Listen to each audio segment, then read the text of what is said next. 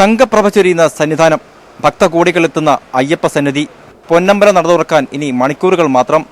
ഇനിയുള്ള ദിവസങ്ങൾ പമ്പയും സന്നിധാനവും ശരണമന്ത്രങ്ങളാൽ മുഖരിതമാകും. ശബരിമലയിൽ തങ്ക സൂര്യോദയം, ഈ സംക്രമ പുലരിയിൽ അഭിഷേകം, ഭക്തകോടി തേടിയെത്തും സന്നിധാനത്തിൽ വന്നെത്തുമെന്റെ ഹൃദയവും.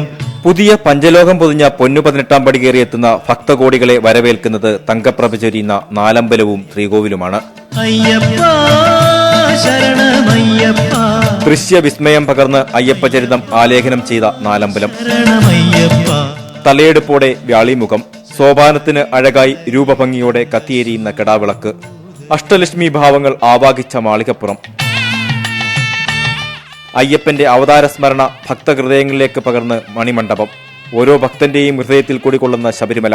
ആഴാണ് കയറി വരുമ്പോൾ അതിൻ്റെ ഒരു ശോഭ, കാരണം കെട്ടിലും മട്ടും മാറ്റി ഉള്ളൊരു നല്ലൊരു പ്രത്യേകത തന്നെയാണ് അത്. ഒന്ന് കയറുമ്പോൾ ആദ്യം കണ്ടുപിടി